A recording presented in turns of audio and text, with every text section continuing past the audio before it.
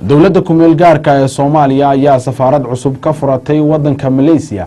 Safaaradan cusub ayaa waxay ku soo aadaysaa waqtiyo ay dhibaato kala gedisan ay kala kulmaan dadka Soomaalida ah sharciyada iyo waliba migrationada dalka Malaysia. Warbixin amurtan ku saabsan waxa inoo soo diray wariyahayaga Axmed Abuukar Azari. ra'iisul wasaare ku-xigeenka dowladda ku-meel gaarka Soomaaliya ahna wasiirka arrimaha dibadda iyo wafdi hogaaminayo ayaa dhawaan waxay soo gaareen caasimada wadanka Malaysia ee Kuala Lumpur. wasiirka ayaa socdaalkiisa waxaa ku weeliyay wasiir ku-xigeenka wasaaradda kalluumaysiga iyo kheyraadka badda Axmed Xasan iyo madax kale waxayna kulamo la qaateen madaxda dowladda Malaysia uu horboodayo ra'iisul wasaaraha iminka talada haya Daatu Najiib. socdaalka shaqo oo wafdiga ka socda dowladda ku-meel gaarka Soomaaliya ay ku yimaadeen dalka Malaysia ayaa ah wanaajinta xiriirka labada dal iyo sidii dowladda Soomaaliya ay safaarad uga furan lahayd dalka Malaysia maadaama Soomaalida ku dhaqan Malaysia ay dhibaato xoogan ay ka haysato dhanka sharciga. ugu horeen wasiirka ayaa waxa uu ka warbixiyay safaaradda cusub ay dowladda Soomaaliya ay ka furatay dalka Malaysia. safiir ayaa loo soo magacaabay meeshan safiirkaasi hadda ma joogo magaalada, wuxuu ku maqan yahay Australia, laakiin uu imaan doona the next 2 months, labada bilood soo socda ay howshiisa bilaaban doontaa. howlwadeeno kale ayaa jira halkan jooga oo iyana magaalada degan oo iyana loo magacaabay oo xilkaasi kala qayb geli doono. marka howshaasi fara kama qodna, laakiin imaatinkeeni iyo insha Allah xiriirka joogtada aan sameyn doono ayaa safaaradda xoojin doonta. dadkan walaalaha aan meesha joogana iyana diyaar bay yihiin inay gacan ka siiyaan safaaradda furitaankeeda waxay hagaajinaysaa xiriirka labada wadan. iyana inkastoo hadda wadankii xoogaa nabadgelyo la'aan ay ka jirto, in the future waxay muujiyeen in ay safaarad ay keensan doonaan ayaa dhici doonta haddii la yiraahdo.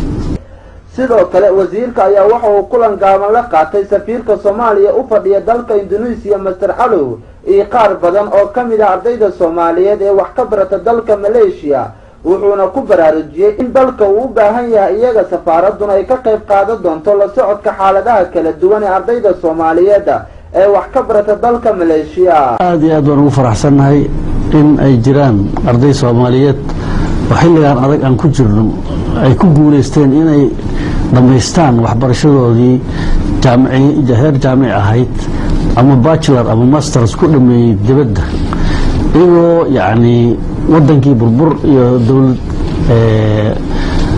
la'aan ay ka jirtay muddo 20 sano lasoo dhaafay. iyagu ay ku guuleysteen inay gaaraan natiijo noocaas aad iyo aad baan ugu faraxsanahay. wadankii waa u baahan yahay dhalinyaradaasi. wadankii maanta sidaad ogtihiin dadkii u shaqayn jiray way gaboobeen intooda badan, qaarna way iskaga tageen. waxa la yiraahdo shaqaale dowladeed oo hadda jira oo rasmi ah way yaryihiin.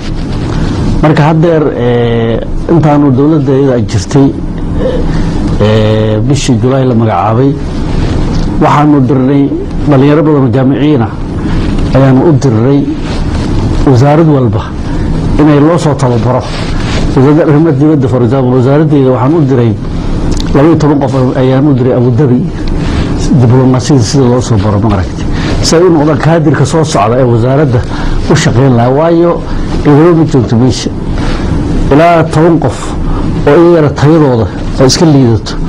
marka jaamiciinta maanta jira ee weliba afka Ingiriisiga wax ku bartay aad iyo aad baan ugu baahannahay.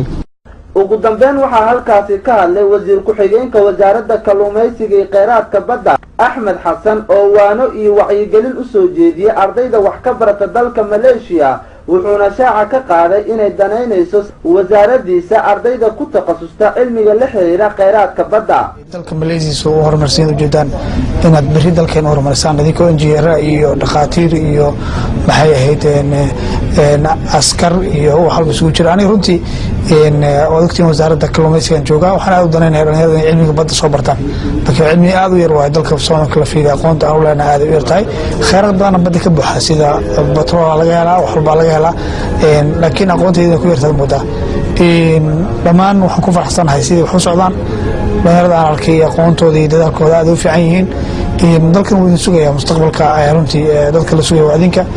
waa markii ugu horeysay oo dowladda ku-meel gaarka Soomaaliya ay safaarad ka furato dalka maleeshiya islamarkaasina wafdi caynkan oo kale ah oo ka socda dowladda kumeel gaarka Soomaaliya ay yimaadaan caasimada waddanka maleeshiya ee Kuala Lumpur.